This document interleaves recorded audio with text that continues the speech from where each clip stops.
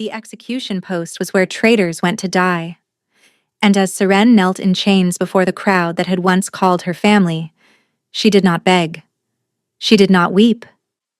A heavy silence had settled in her chest, smothering the girl she used to be beneath years of pain and accusation. The crowd whispered.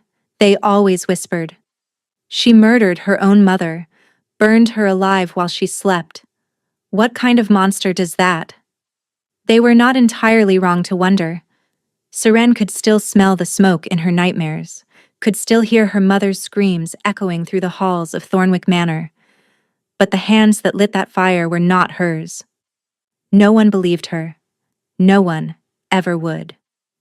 Then the Alpha King arrived, Rydian of Valdrin. Beautiful, merciless, cold as the grave itself. He had come to execute justice, to end the life of a murderer and restore order to a territory that had fallen into disgrace. His executioner stepped forward, blade raised, and tore the fabric from Seren's back to deliver the killing blow. And then he froze. Every muscle in the Alpha King's body locked in place. His pale gray eyes fixed on her exposed skin, on the map of silver scars carved into her flesh, on something else beneath them that made his breath stop entirely. The blade never fell. Instead, cutting through the silence like frost through autumn leaves, the king spoke 3 words that changed everything. "She is mine." The crowd erupted in shock. The executioner stepped back in confusion, and Seren knelt there, trembling, unable to comprehend why a king who had come to kill her was now claiming her as his own. She would not understand for some time. Not until he made his terms clear. He would make her his queen. He would protect her, shelter her, and give her everything she could ever need. But only under one condition. He would never love her. Neither of them understood how impossible that condition would prove to be. The great hall of Thornwick Manor had never felt so cold. Seren knelt on the stone floor, her wrists bound in iron chains that bit into her skin with every slight movement. Her knees ached, her back screamed with pain from wounds that had never fully healed. And all around her, the wolves of her father's territory watched with hungry eyes, waiting for blood. 3 years, 3 years she had lived like this. Imprisoned in her own home, beaten when she refused to confess, and starved when she maintained her innocence. Her father, Aldrich, had made certain that every soul in Thornwick believed her guilty. And now, finally, the High Alpha King had come to deliver the justice her father had been demanding. Seren heard him before she saw him. The doors of the great hall burst open, and a presence rolled through like a winter storm. It was not the ordinary dominance of a strong alpha. This was something older, something colder, something that made every wolf in the room bow their heads instinctively. She forced herself to look up. Rydian of Valdrin stood in the entrance, flanked by his personal guard. He was tall, impossibly tall, with hair the color of dark ash and eyes like frozen steel. Rumors claimed he had never smiled, not once in his 30 years. Rumors claimed his touch could freeze the blood in your veins. Looking at him now, Seren believed every word. He walked into the hall as if he owned it, which, she supposed, he did. All territories answered to the High Alpha. Her father had merely been a steward, a lesser lord permitted to govern in the king's name. And now that steward was bowing so low his forehead nearly touched the floor. "Your Majesty," Aldrich said, his voice dripping with false humility, "we are honored beyond words by your presence.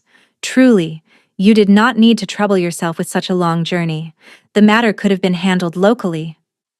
"I handle all matters of treason personally." Rydian's voice matched the rest of him. Cold, flat, empty of anything resembling warmth. "Where is the accused?"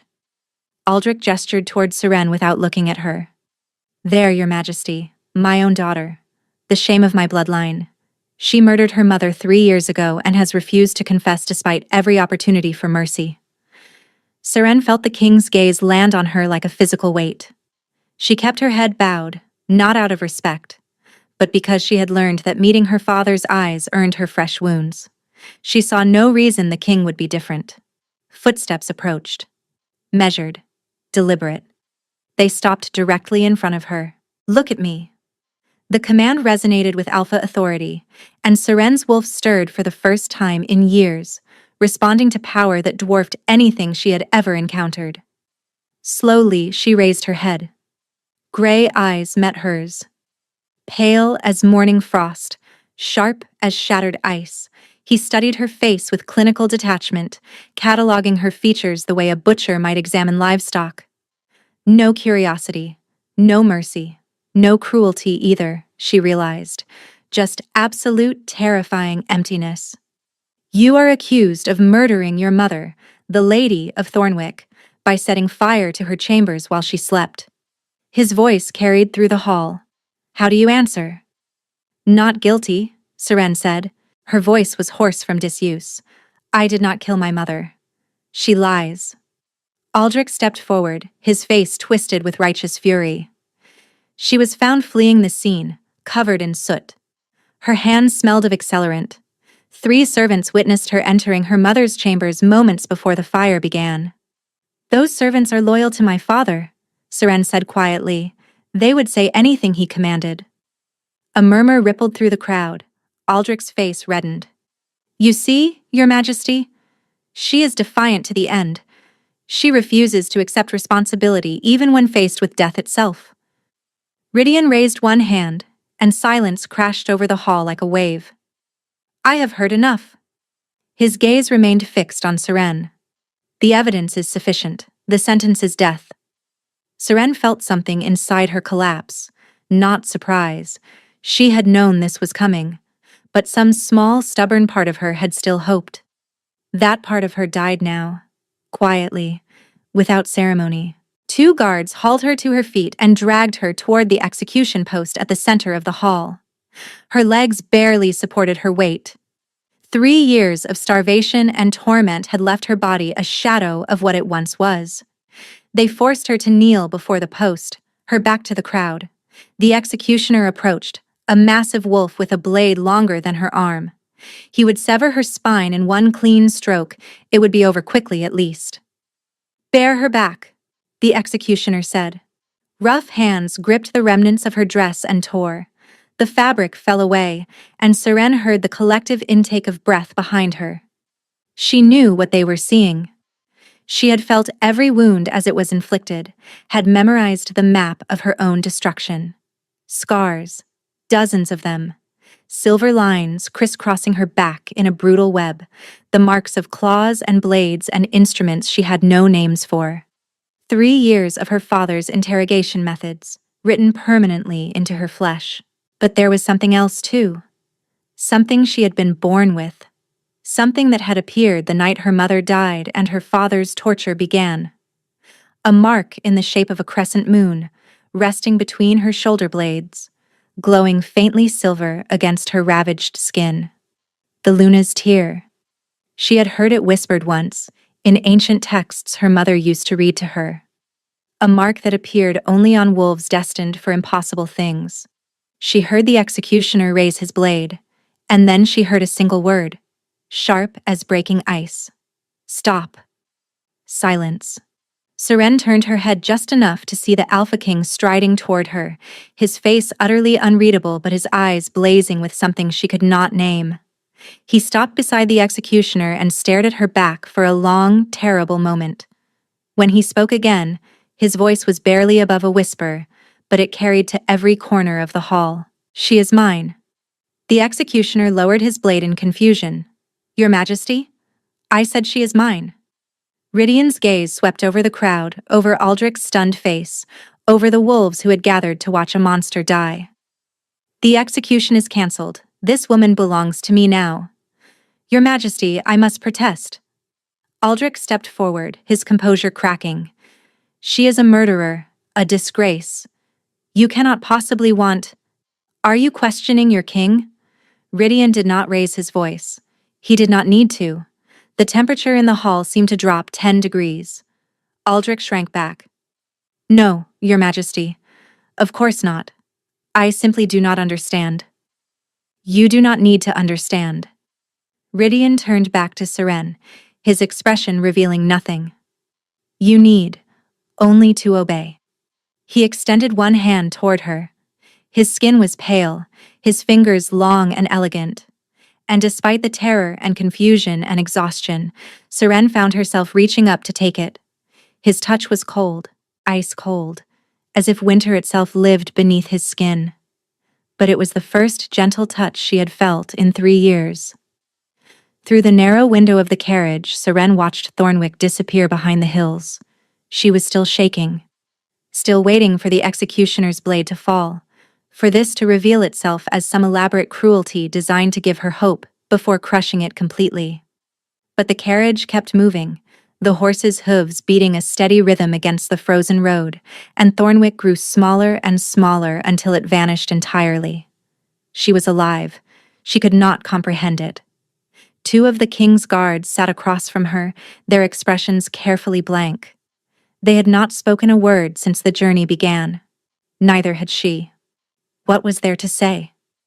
She did not understand why she was here, why a king who had come to execute her had instead claimed her as his own. The carriage was finer than anything she had ever occupied. Velvet seats, thick furs to ward off the cold, windows of actual glass rather than oiled paper. She was still wearing the torn remnants of her dress, her back exposed to the chill air, but someone had draped a heavy cloak around her shoulders before they departed. She wondered if it had been him. The journey took 2 days. They stopped once at a roadside inn where Seren was given a room, a bath, and a meal larger than anything she had eaten in 3 years combined. She devoured it so quickly she made herself sick, then spent an hour in the bath, watching the water turn gray with years of accumulated grime and misery. A servant brought her new clothes. Simple but well made, in dark colors that would not show stains. Seren dressed slowly, her fingers clumsy on the unfamiliar fabric. The dress covered her back completely. She was grateful for that. On the morning of the 3rd day, they arrived at Valdren. If Thornwick had been a territory, Valdren was a kingdom. The castle rose from the mountains like something carved from the stone itself. All pale gray towers and sharp angles and windows that glittered like ice in the morning light. A city sprawled beneath it, smoke rising from 1,000 chimneys, wolves going about their daily business in streets that seemed impossibly clean and orderly. The carriage stopped before the castle gates. A guard opened the door and offered his hand. Seren took it with trembling fingers, stepping down onto smooth stone.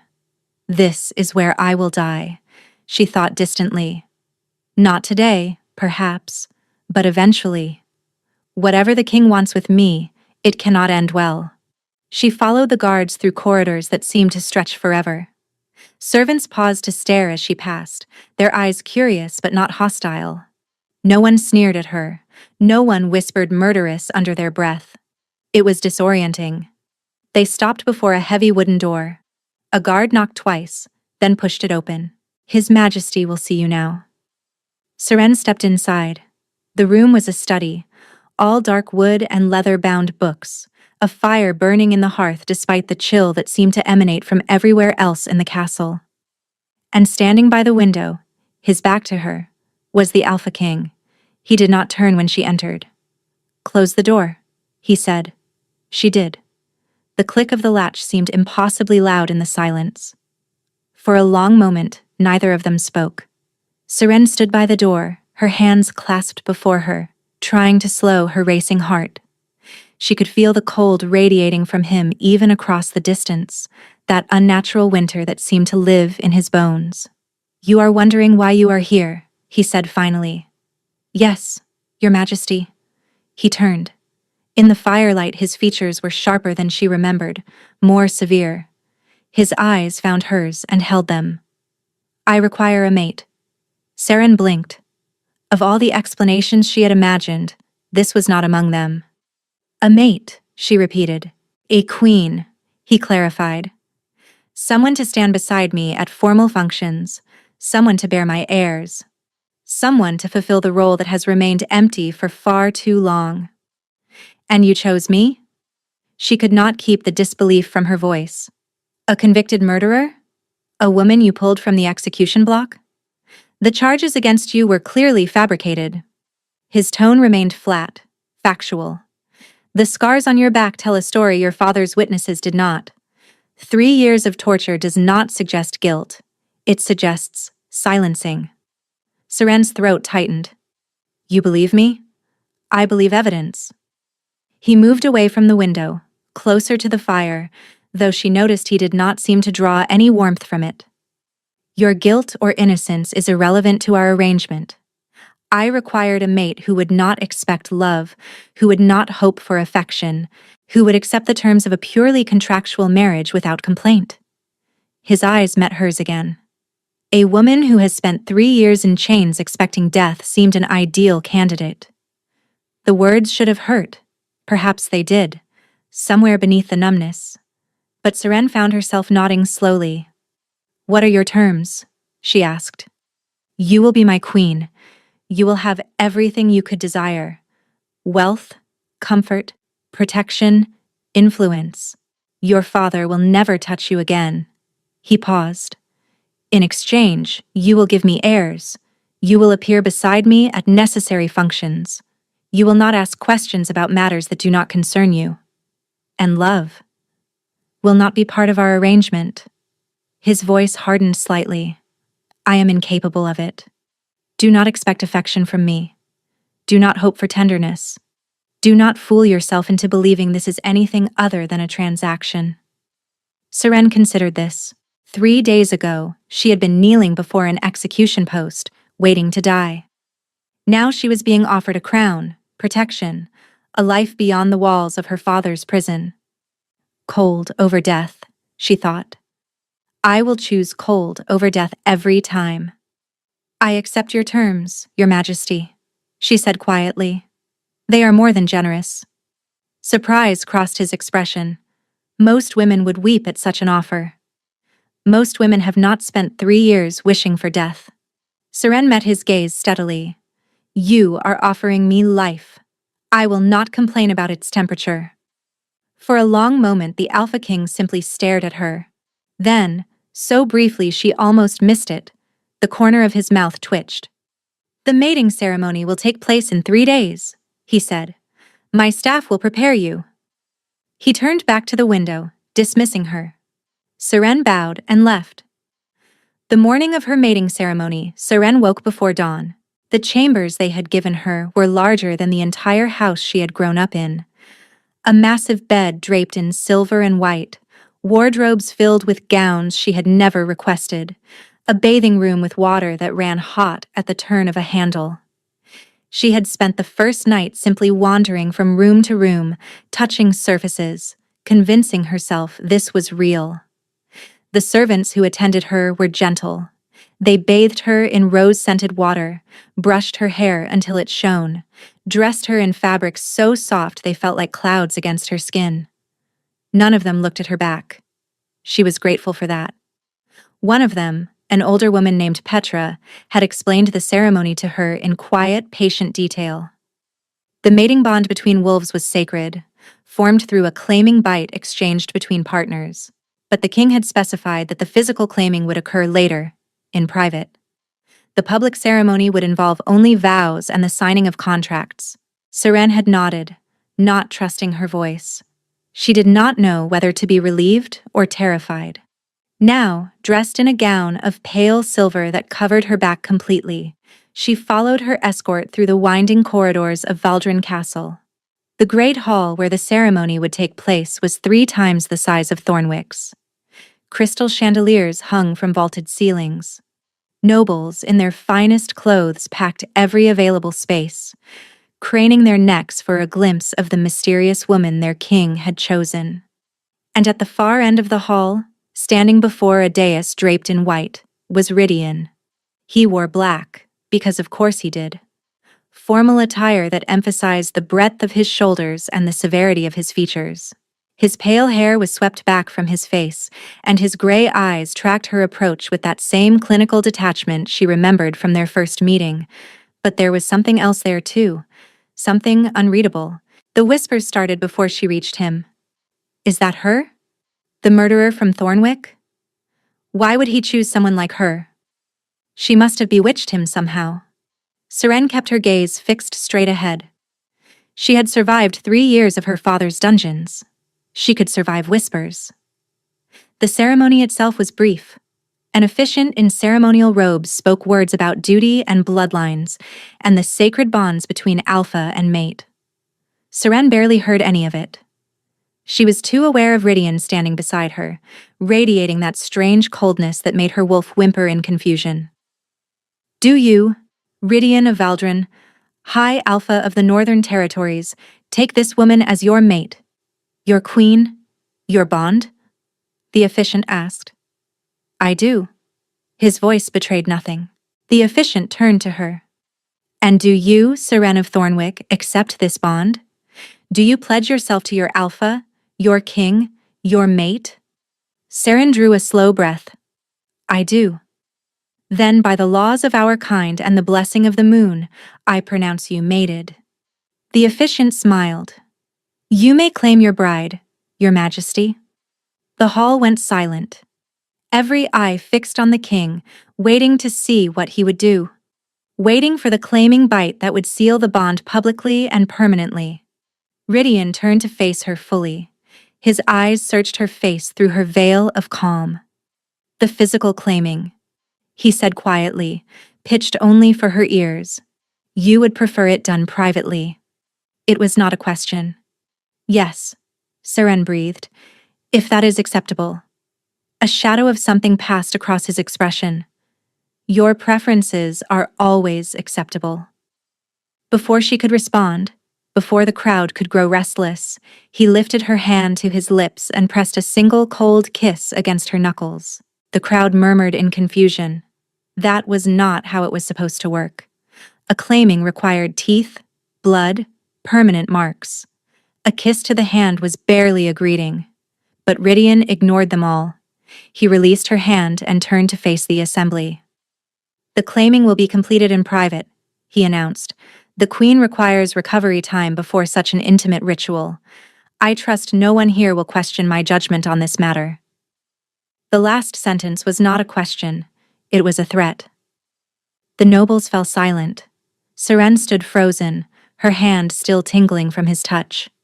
He honored my boundaries, she thought dazedly. He could have bitten me in front of everyone, proven his dominance. But he gave me a choice. The celebration afterward was a blur of faces and names she could not retain. Nobles approached to offer congratulations, their smiles false, and their eyes calculating. She responded with the appropriate courtesies, drawing on lessons her mother had taught her years ago, before everything fell apart. She was almost to the exit when someone stepped into her path. Marcella. Her sister stood there in a gown of pale blue, beautiful and cold, and looking at Seren with pure hatred. Beside her stood their father, his expression one of barely concealed rage. You think you have won something, Aldrich said quietly. You think being queen will protect you from what you deserve. Seren forced herself not to flinch. I think the king has claimed me as his mate. I think any harm that comes to me now would be considered treason. The king does not know what you are. Marcella leaned closer, her voice a hiss. When he discovers the truth about what happened to Mother, he will destroy you. He will tear you apart piece by piece and scatter your remains across the mountains. Then I suppose I should enjoy my time as queen while it lasts. Seren kept her voice steady even as her heart raced. Now, if you will excuse me, my mate is waiting. She pushed past them and walked away on legs that threatened to collapse beneath her. The crowd parted as she approached Rydian's side. He glanced down at her, his expression unreadable. Your family, he said. Yes. They do not seem pleased with your elevation. They are not. He studied her for a long moment. Then he offered his arm, a formal gesture that nevertheless brought her closer to that wall of winter cold that surrounded him. Their displeasure, he said quietly, is no longer your concern. And despite the terror and uncertainty and the whispers that followed her through the hall, Seren felt something she had not felt in 3 years. Hope. The wedding night came with a silence so complete it seemed to swallow sound itself. Seren sat on the edge of an enormous bed, her hands folded in her lap, her heart beating so loudly she was certain it could be heard through the walls. The servants had bathed her in lavender water, brushed her hair until it fell like dark silk down her back, and dressed her in a nightgown so thin it felt like wearing moonlight. Then they had left her alone to wait. She did not know what to expect. The contract had been clear. She would give him heirs. That required certain intimacies she had only ever read about in the books her mother used to hide beneath her mattress. But Rydian had shown no interest in her beyond the transactional. No warmth, no desire, just that endless, terrible cold. 3 soft knocks at the door made her jump. "Come in," she managed. The door opened, and Rydian stepped inside. He had changed from his formal attire into something simpler. Dark trousers, a white shirt unlaced at the throat, his pale hair slightly disheveled as if he had been running his hands through it. In the candlelight, he looked almost human, almost warm, almost. He closed the door behind him and stood there for a moment, studying her with those frost-gray eyes. Serene fought the urge to cover herself, to hide beneath the blankets, to disappear entirely. "You are afraid," he said. "Yes." "Of me?" She considered lying, decided against it. "Of everything." Sympathy, or something close to it, crossed his features. "I will not hurt you." He moved closer, his footsteps silent on the thick carpet. "That is not my intention tonight." "What is your intention?" He stopped at the foot of the bed, close enough that she could feel the cold radiating from his skin. "To fulfill our contract. To begin the process of creating an heir." His jaw tightened slightly. "But I am not a monster, Seren. If you require time, if you need to adjust, I will wait." The consideration in his voice made her throat tight. No one had asked what she needed in 3 years. No one had cared. "I do not need time," she said quietly. "I need this to be over.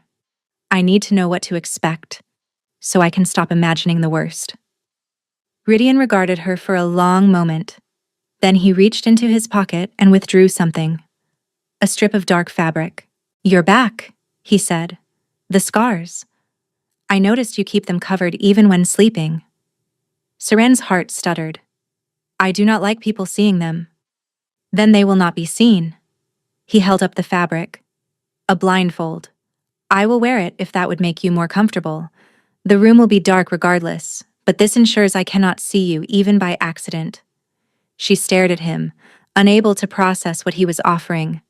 A king, willingly blinding himself for her comfort. It made no sense.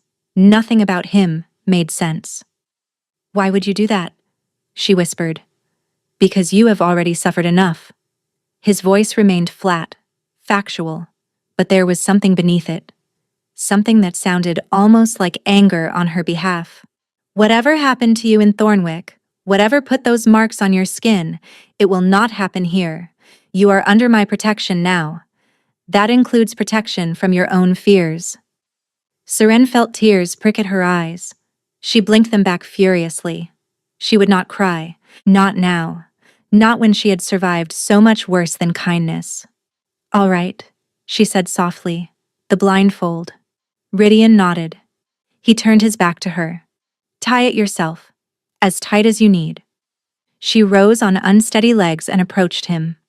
Up close, she could see the individual strands of his pale hair, the faint lines of tension in his shoulders, the way his hands hung carefully still at his sides. She took the blindfold and reached up to secure it around his eyes. Her fingers brushed his skin, and she gasped. He was cold. Not cool.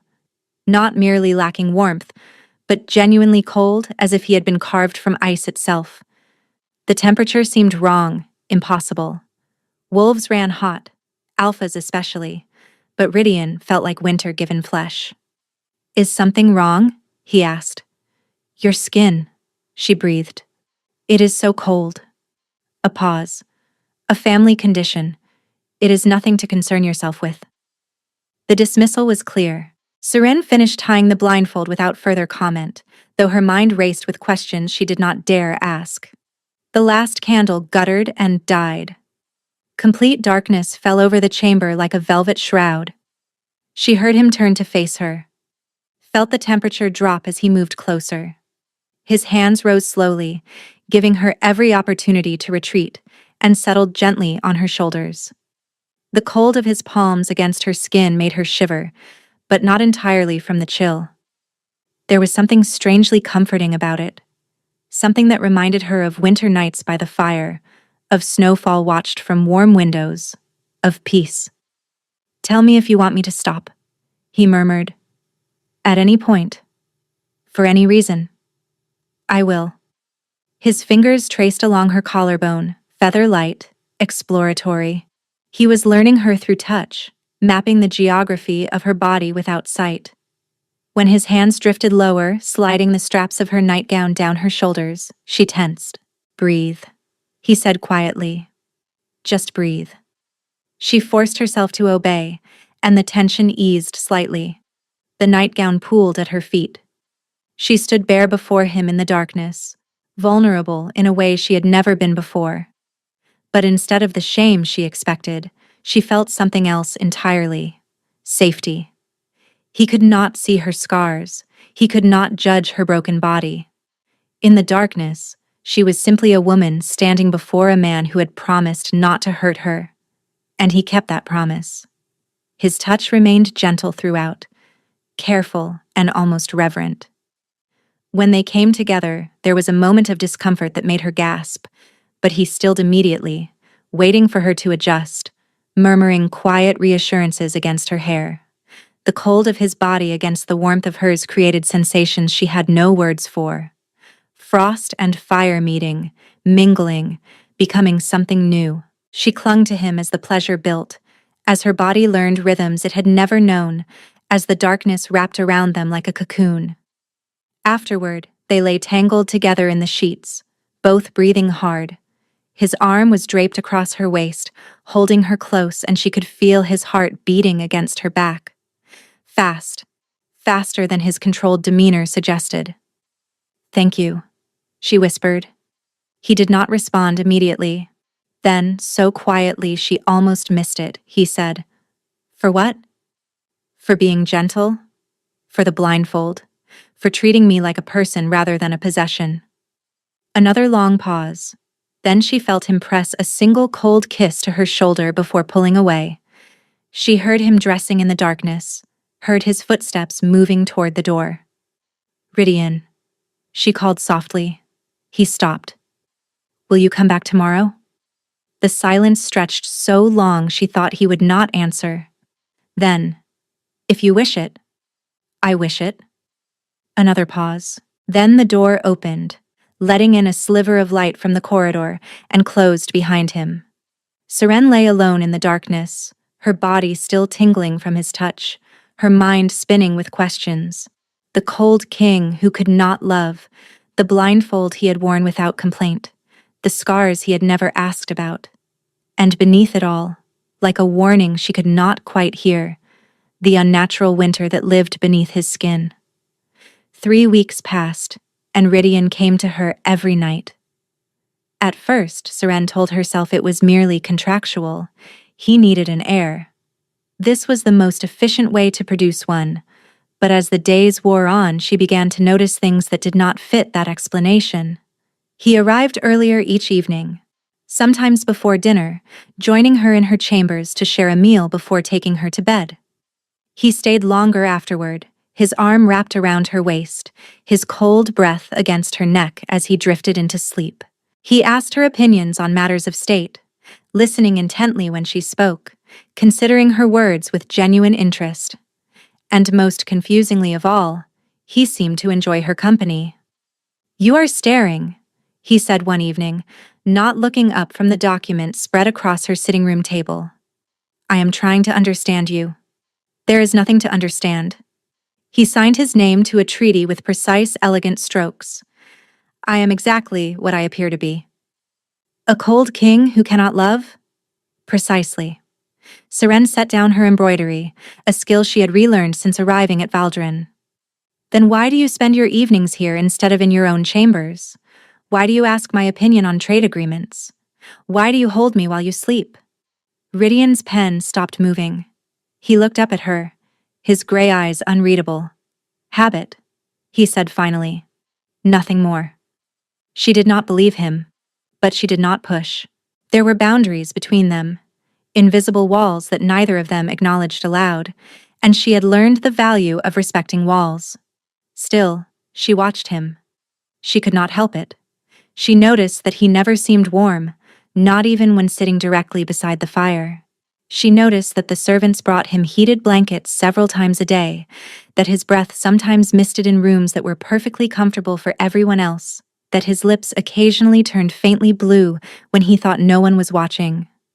She noticed that he grew worse after their nights together. The realization came slowly, pieced together from observations she had not consciously been making.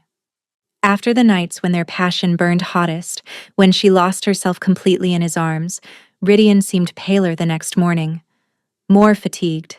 That unnatural chill emanating from his skin grew more intense, as if something inside him was freezing from the inside out. "You are unwell," she said one morning, finding him shivering in his study regardless of the roaring fire. "I am fine. You are not." She crossed to him without thinking, pressing her hand to his forehead. His skin was like ice. "Ridian, this is not normal. Something is wrong with you." He caught her wrist, pulling her hand away. His grip was gentle but firm. "There are things about me you do not know," he said quietly. "Things you are better off not knowing. Then tell me. Help me understand." "No." The word was final. Absolute. "You will give me heirs, Seren. You will stand beside me at formal functions. But you will not involve yourself in matters that do not concern you. That was our agreement." The dismissal stung more than she expected. She pulled her wrist free and stepped back. "As you wish, Your Majesty." Pain, perhaps, or regret, crossed his expression, but he said nothing as she turned and walked away. That night, he did not come to her chambers, nor the night after. Seren told herself she did not care. This was a transaction, nothing more. She should not have allowed herself to forget that. But on the third night, when her door finally opened and Ridian stepped inside, she felt her heart lift despite everything. "You came back," she said softly. "I could not stay away." The admission seemed to cost him something. He stood in the doorway, his hands clenched at his sides, his jaw tight with some internal struggle. "I tried. I told myself this was becoming too complicated, that I needed to maintain distance, but I found myself walking here regardless." "Why?" He crossed the room in 3 long strides and pulled her into his arms. The cold of his body seeped through her nightgown, but she did not care. She pressed herself against him, wrapping her arms around his neck, holding him as if he might disappear if she let go. "Because I cannot stop thinking about you," he breathed against her hair. "Because the thought of you lying here alone while I paced my chambers like a fool was unbearable. Because somewhere along the way, this stopped being a transaction." Seren's heart raced. "What is it now?" He pulled back just enough to meet her eyes. In the candlelight, his features were softer than she had ever seen them. Vulnerable in a way the cold king should never be. "I do not know," he admitted, "but I want to find out." That night, when they came together, it was different. Slower. More intentional. He touched her as if memorizing every curve and hollow, whispered her name like a prayer, held her afterward as if she were something precious and fragile and infinitely valuable. And Seren, lying in the circle of his arms with his cold breath against her neck, admitted to herself what she had been denying for weeks. She was falling in love with him, the cold king who could not love. The man who had warned her not to expect affection, not to hope for tenderness, not to fool herself into believing this was anything other than duty. She loved him anyway, and she had absolutely no idea what to do about it. 2 months after their mating ceremony, Seren missed her bleeding. She noticed immediately. Her cycles had always been regular, even during the worst years in her father's dungeons. The absence could only mean one thing. The healer confirmed it the following morning. Seren sat in her chambers afterward, one hand pressed against her still flat stomach, trying to process the magnitude of what was happening. She was carrying the king's child. The purpose of their arrangement was fulfilled. He has what he needs now, she thought, and the realization turned her blood to ice. He has his heir. He does not need me anymore. She remembered his terms with terrible clarity. Heirs to secure the succession, appearances at formal functions, nothing more. He had been explicit that their relationship would not extend beyond necessity. And now, that necessity was ending. The days that followed were torture. Seren waited for him to pull away, to retreat behind those walls of ice and formality, to become once again the cold king who had claimed her from the execution block. But he did not pull away. If anything, he drew closer. He came to her chambers earlier each evening. He stayed longer, sometimes through the entire night, holding her against his chest as the fire burned low. He spoke to her about his childhood, about his parents, about the loneliness of being raised to rule an empire while being forbidden to feel. And he listened when she finally, haltingly, told him about Thornwick. "My mother was the kindest person I ever knew," Seren said one night, her head resting on his chest, his cold fingers tracing patterns on her arm. "She protected me from my father's cruelty, shielded me from his rages, and then one night, while I was visiting relatives 3 territories away, she died in a fire. Your father blamed you. He said I had done it somehow. Used magic I did not possess to murder her from a distance." Her voice cracked. "He said the marks appeared on my back as proof of my guilt.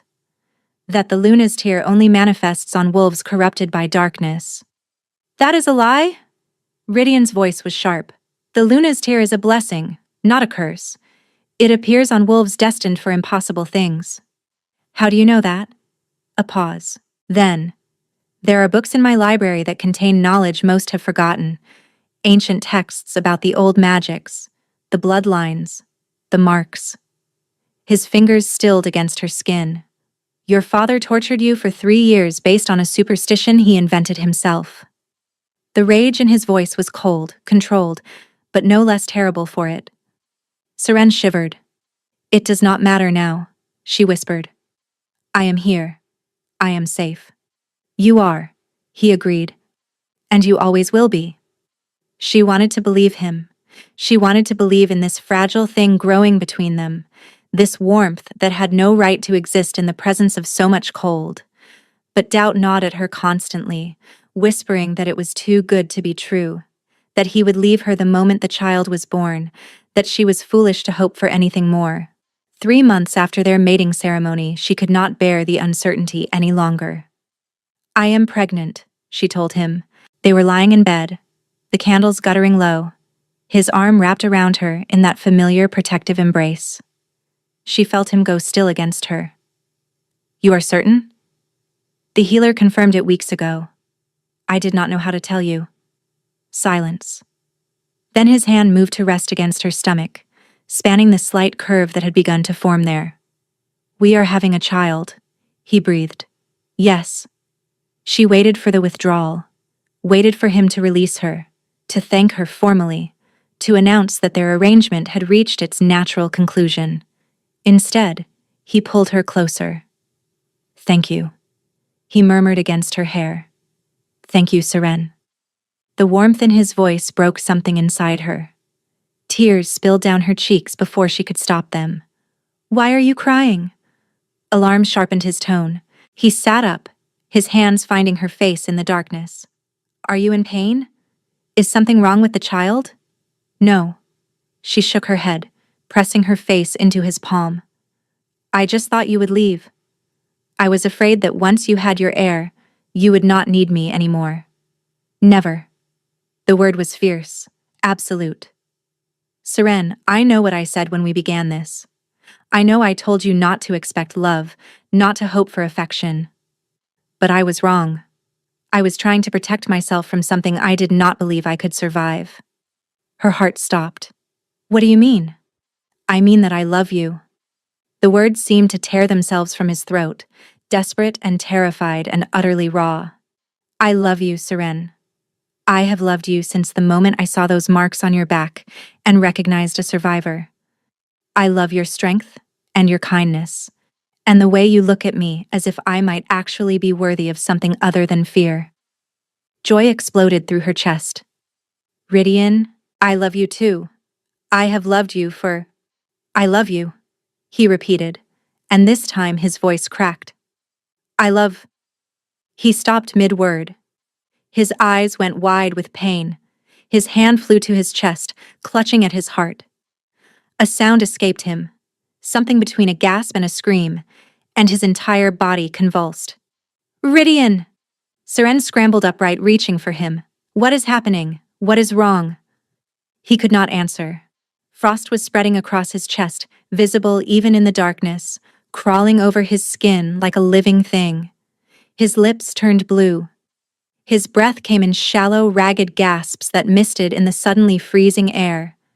Then he collapsed. Help! Seren screamed, throwing herself toward the door. Someone help! The king is dying! Guards flooded the chamber within moments of her screams.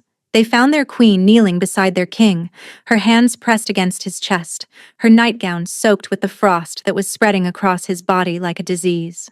Get a healer, Seren commanded. Now. They obeyed without question. The authority in her voice surprised even her, but she had no time to consider it. Rydian was dying in her arms, and she could not understand why. The frost had spread from his heart to cover most of his torso. His breathing had slowed to almost nothing. His skin was translucent, blue-white, cold beyond anything she had ever felt. And his eyes, when they fluttered open, were glazed with pain and something worse, acceptance. It is no use, he whispered, his voice barely audible. There is no cure. There never was. What are you talking about?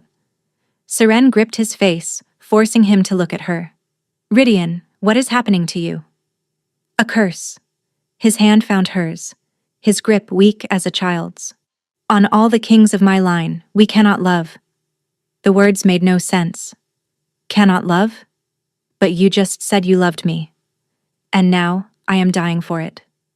The healer arrived, an elderly woman with sharp eyes and steady hands. She took one look at Rydian and went pale. Ice curse, she breathed. I have only read about this. I never thought I would see it. Can you break it? Seren demanded. No, Your Majesty. This is old magic, blood magic, woven into the very essence of his bloodline generations ago. The healer's voice was grim. Centuries past, a king of Valdren sought to make his line immune to manipulation. He feared that enemies would use love against his heirs, that queens and mistresses would control the throne through the hearts of weak kings. So he commissioned a powerful witch to craft a curse that would make his descendants incapable of love. But the witch betrayed him, Rydian rasped from the bed. She made the curse too strong. Instead of preventing love, it punishes it. When a king of Valdren falls in love, truly and completely, the curse activates. His heart freezes. He dies. Seren shook her head in denial. No, there has to be something, some way to reverse it. The only thing that could counter ice magic of this magnitude would be something of equal power. The healer paused, her eyes drifting to Seren's back, to the place where her nightgown had slipped to reveal the edge of her mark. Something like the Luna's tear. Seren's blood ran cold. The mark on my back? It is not merely a mark, Your Majesty. It is a blessing from the moon goddess herself. A reservoir of ancient magic that appears only once in 1,000 generations. The healer stepped closer, her expression intense. If your mark is genuine, if it truly is the Luna's tear, then you may possess the only magic in existence capable of melting an ice curse. Hope flared in Seren's chest. How do I use it? I do not know. The healer's voice fell. The knowledge of how to wield such power has been lost for centuries. Perhaps if we had time to research, to consult the ancient texts. How long does he have? Seren demanded. The healer looked at the frost creeping slowly across Rydian's skin. The curse progresses gradually once activated. Days, perhaps a week at most. But he will weaken with each passing hour. Then I will find a way. Seren looked down at Rydian, at the frost spreading up his neck. I will not let you die. Rydian's frozen fingers found her cheek. Some things cannot be prevented. This can. She pressed her hand over his heart, feeling the unnatural cold seeping through his chest. I did not survive 3 years of torture to lose you now. She sat vigil beside Rydian through the night, holding his frozen hand, watching the curse slowly consume him. His eyes had closed. His breathing had become so shallow she could barely detect it. The frost had reached his chin, and she could do nothing. There has to be a way, she whispered to the darkness. There has to be someone who knows how to unlock the Luna's tear. The answer came to her like a thunderbolt. Her mother. Her mother had been a scholar, a collector of ancient knowledge, a woman who spent her nights reading texts so old they crumbled at a touch.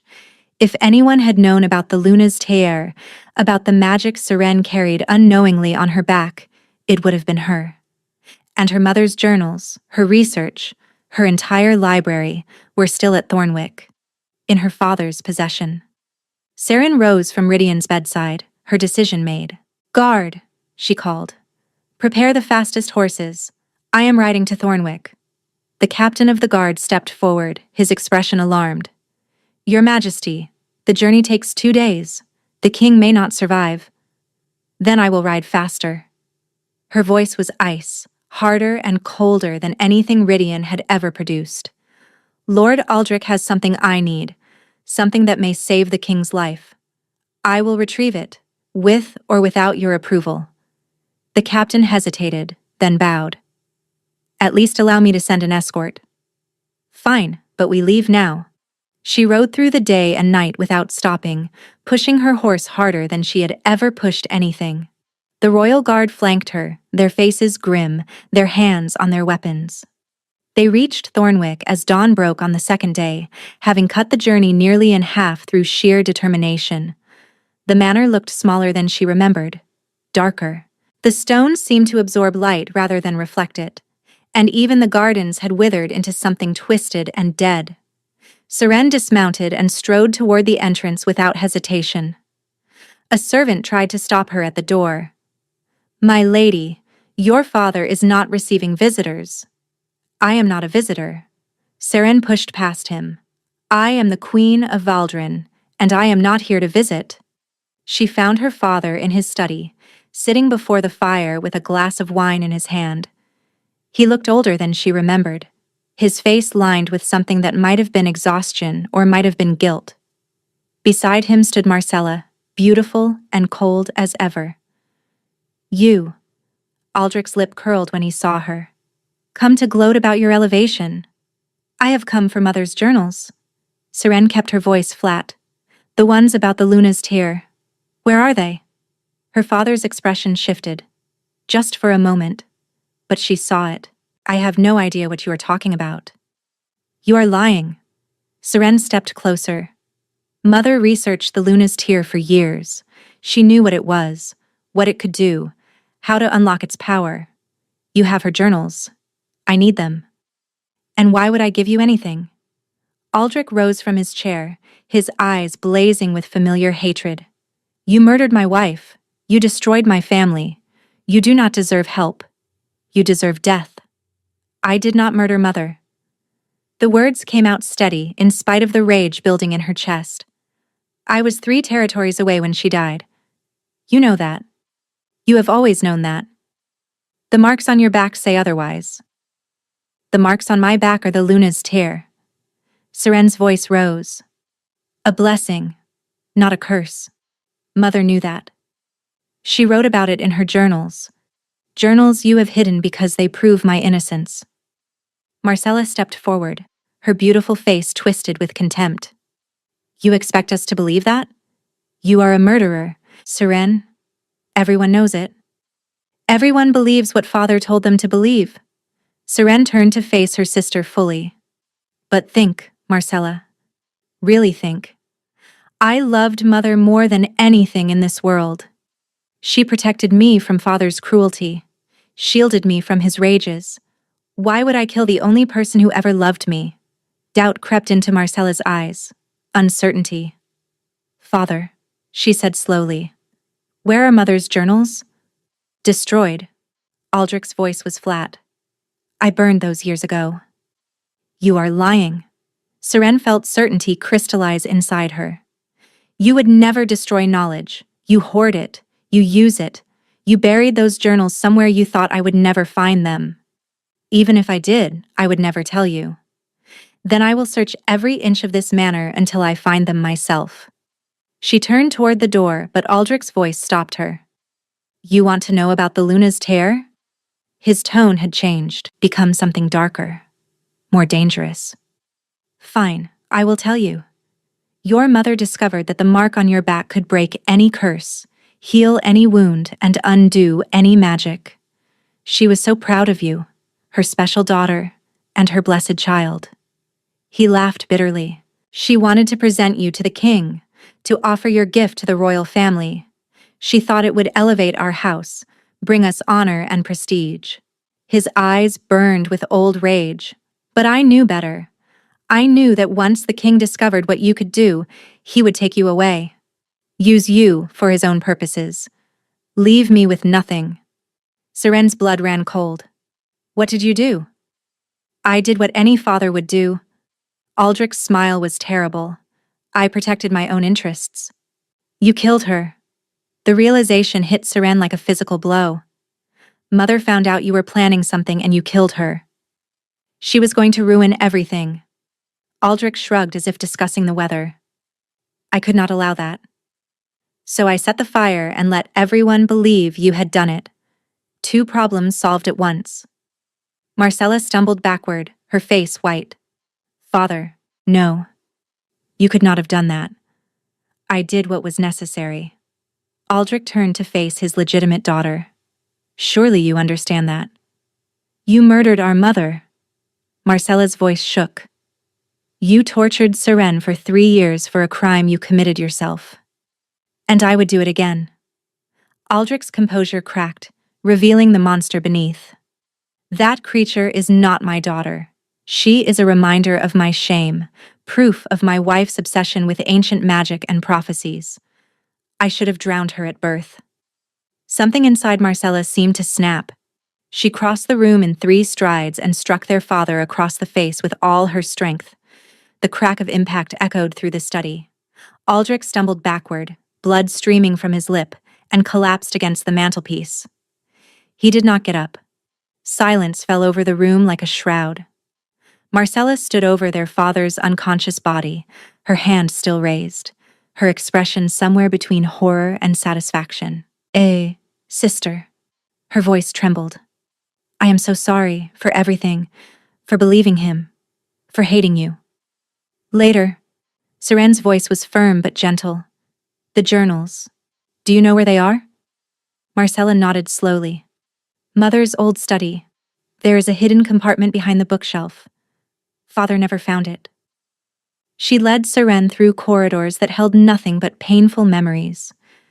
The study was exactly as their mother had left it, preserved like a shrine, untouched by the years. Marcella pressed a hidden mechanism, and a panel slid open to reveal a stack of leather-bound journals covered in dust. Seren grabbed them with shaking hands. Go, Marcella said. Save your king. I will handle father.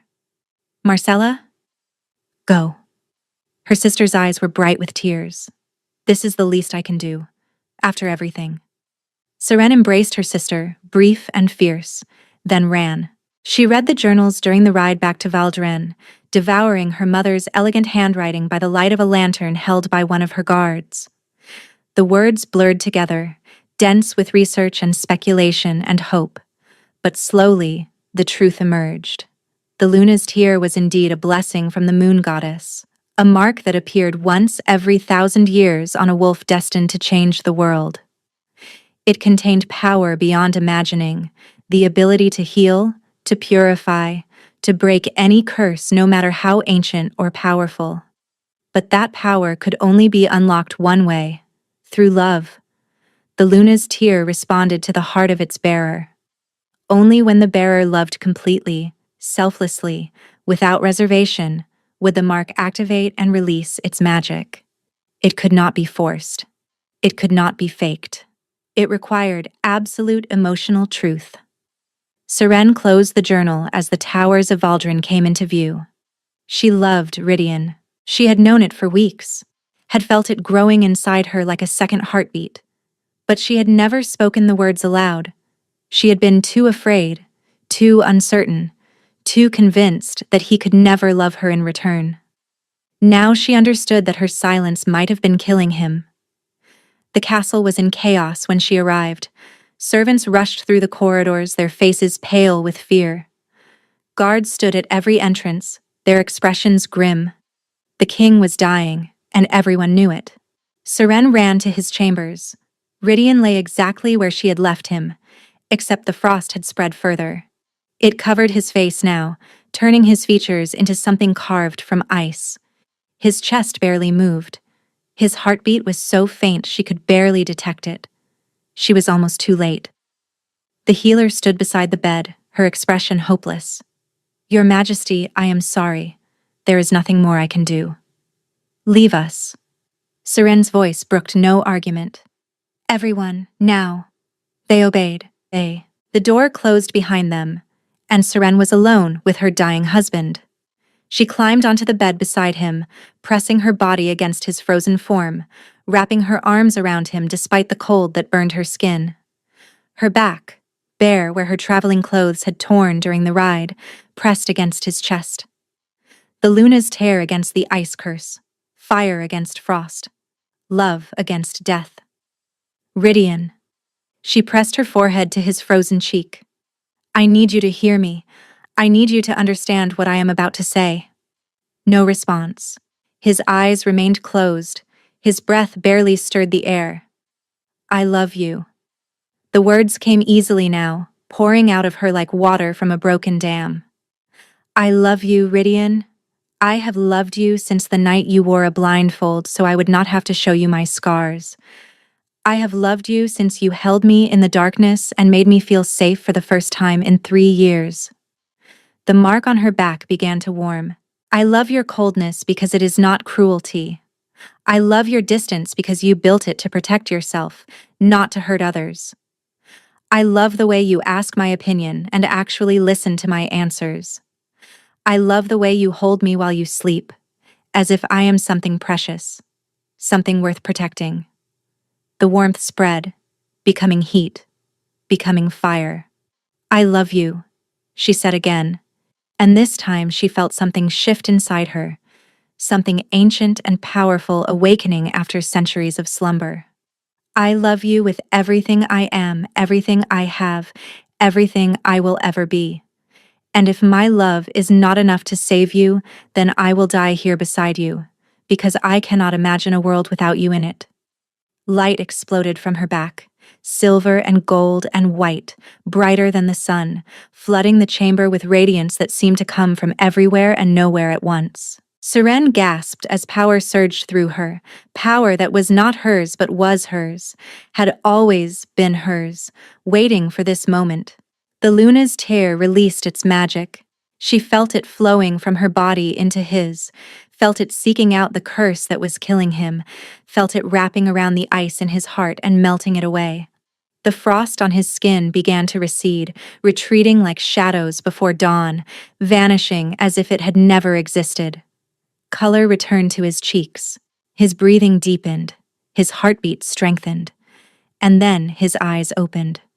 Gray eyes, pale as winter frost, but warm now in a way they had never been before. They focused on her face with recognition, with wonder, with something that looked impossibly like hope. "Seren." His voice was hoarse, raw, but it was his voice. He was alive. "What did you do?" "I loved you." Tears streamed down her face. "That is all. I just loved you." He reached up with a hand that was no longer cold, cupping her cheek with fingers that held warmth for the first time in his entire life. The curse was not just broken, it was destroyed, erased from his bloodline forever. The Luna's tear, he breathed. It was you. It was always you. I did not know. She leaned into his touch. I did not understand what I was, what I could do, until it was almost too late. But it was not too late. He pulled her down to him, pressing his forehead against hers. You saved me, Seren. You saved me in every way a person can be saved. We saved each other. She kissed him softly, gently, tasting tears on both their lips. We were both hiding, both convinced we were unworthy of love, and yet we found it anyway. He kissed her back, and for the first time, his lips were warm against hers. 8 months later, Seren stood in the gardens of Valdrin Castle, their daughter sleeping peacefully in her arms. The baby had arrived 3 weeks early, squalling and healthy and perfect. She had her father's gray eyes and her mother's dark hair, and a tiny crescent moon birthmark on her shoulder that made the healers gasp with wonder. The Luna's tear, passed down to the next generation, a blessing that would protect the royal line for generations to come. Rydian found her there, standing among the roses he had planted in her honor. He wrapped his arms around her from behind, careful not to wake the baby, and pressed a warm kiss to her temple. The council meeting went well? Seren asked. Better than expected. He rested his chin on her shoulder, gazing down at their daughter. Your sister has settled into her role as Lady of Thornwick admirably. The territory is flourishing under her guidance. Seren smiled. Marcella had claimed their father's title after his conviction for murder and conspiracy. Aldrich now rotted in a cell beneath Valdrin Castle, stripped of everything he had ever valued, forced to live with the knowledge that both his daughters despised him. It was more mercy than he deserved. And the new legislation? Seren asked. Passed unanimously. Rydian's voice held quiet pride. The persecution of marked wolves ends today. Anyone bearing a blessing from the moon goddess will be protected by law, their gifts honored rather than feared. Seren leaned back into his embrace, feeling his warmth seep into her bones. He was always warm now.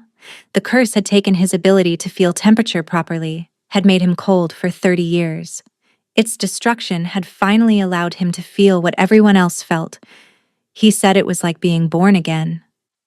I love you, she said softly. And I love you.